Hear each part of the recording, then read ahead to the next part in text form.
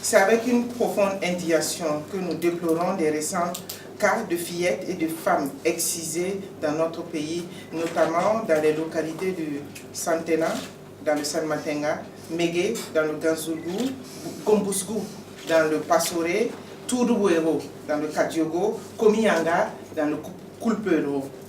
Je saisis l'occasion pour exhorter à redoubler de vigilance, car malgré de nombreuses stratégies et initiatives de lutte contre les mutilations génitales féminines mises en œuvre sur le terrain, force est de constater que l'excision persiste et se pratique aussi bien dans les campagnes que dans les villes du Burkina Faso.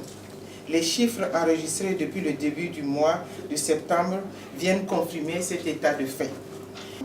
Et nous enregistrons 41 personnes. Et par rapport à ce que nous avons sur le terrain, il y en a plus, mais c'est les cas que nous avons sous la main actuellement. Et l'âge varie entre 10 mois à 21 ans. Nous avons 3 femmes majeures de plus de 19 ans à 21. Ce sont des élèves. Il est important de noter que les cas enregistrés interviennent dans la période des vacances scolaires. Autre fait de plus en plus remarqué, c'est la présence des femmes parmi les victimes.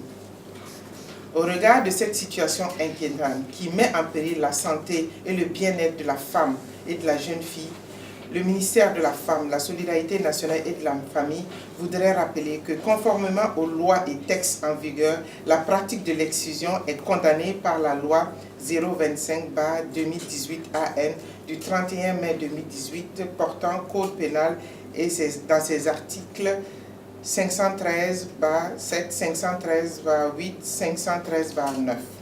Du reste, les récents cas, comme tous les autres cas connus, ont été référés au niveau du ministère en charge de la sécurité et le ministère en charge de la justice pour que les droits des victimes soient assurés.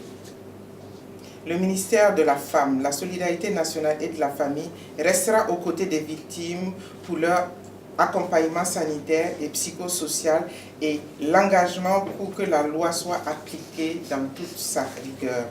En outre, mon département, en relation avec ses partenaires impliqués dans la promotion de l'élimination des mutilations génitales féminines, développera davantage de stratégies pour affiner dans le cadre de l'information et de la sensibilisation des populations.